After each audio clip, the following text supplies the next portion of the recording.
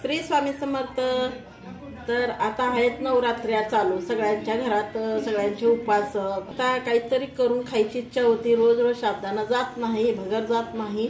तर त्या मला सुद्धा कंटाळा आला की रोज साबुदाणा खायचा, ते तर रेसिपी शेअर करावी। तर बटाटे घेतलेत उकडून जर थंड झाल्यावर यांना असं चुरून घेतलं। बटाटे मॅश करून घेतले आणि ह्याच्यातच जिरे आणि हिरवी मिरचीचा ठेचा घालून घेतला। ठेचा घालून घेतले आणि त्याच्यातच घालून घेते मी थोडंसं चवीनुसार मीठ आणि शेंगाचा कुट्टा, छान अशी कोथिंबीर। टीव्ही आवाज कमी। आता हे सर्व मिक्स करून घेते, चांगलं असं मिक्स करून घेतलंय। आता हे काही मिक्स झालेलं आहे।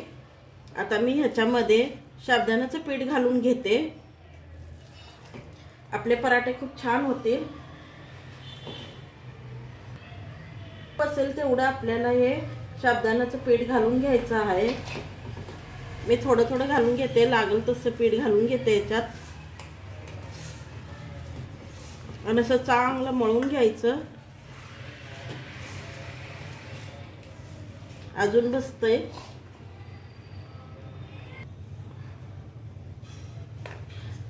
अजून एक 4 चमचे मी घालून घेतले,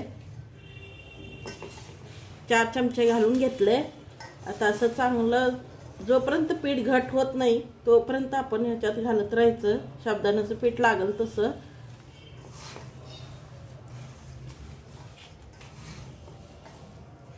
आपण गव्हाचं पीठ चपातीचं कसं मळतो त्या प्रकारे आपल्याला हे पीठ मळून घ्यायचं आहे। हा जो मसाला तयार केलेला होता मी विसरले होते घालायचं, तर आता घालून घेते मसाला। आणि थोडंसं कोथिंबीर होती ती सुद्धा अजून जरा जास्त घालून घेतलं, कोथिंबीर सुद्धा। असं छान घट्ट असं पीठ मळून घ्यायचं। खूप छान लागतात पराठे, चटणी किंवा असंच पातळ आपण रस्सा भाजी, बटाट्याची रस्सा भाजी करून सुद्धा खाऊ शकतो।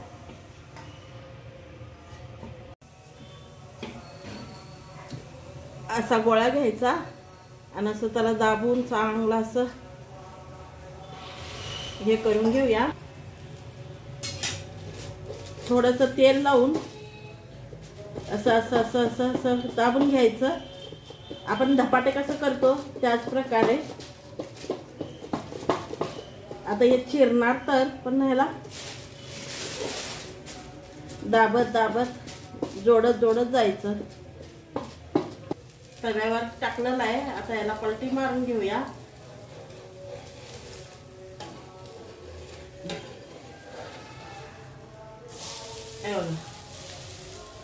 थोडं चिटकलंय, पहिला आहे ना त्यामुळे चिटकलंय।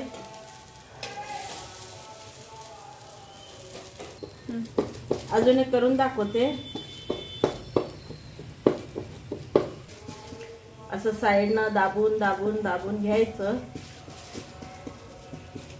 आपण जर करतो त्याच प्रकारे करायचं आहे। बघा किती छान खुसखुशीत झालं। जरा जाडच ठेवायचं, दाबून दाबून असं चांगलं सेकून भाजून घ्यायचं। खरपूस होईपर्यंत होईल असं आपण भाजून घ्यायचं। आणि मी भाजून घेते चांगलं, तेल जादा लागत नाही, काही नाही। एकदा तवा गरम झाला का गॅस मीडियम ठेवायचा। याला तळून सुद्धा घेऊ शकतो टिक्की करून। थोडंसं तेल लावून घेऊया म्हणजे खाली लवकर चिटकत नाही।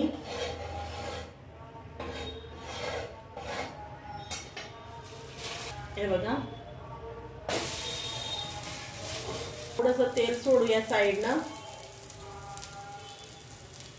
थोडंसं तेल सोडून चांगलं खरपूस असं पहिलं कसं भाजून घेतलेलं आहे तसंच त्याच प्रकारे मी भाजून घेते। छान झालेत हे बघा, गरमा गरम पराठे। आधी कच्ची दिखी तो चल जाता कटोऱ्या।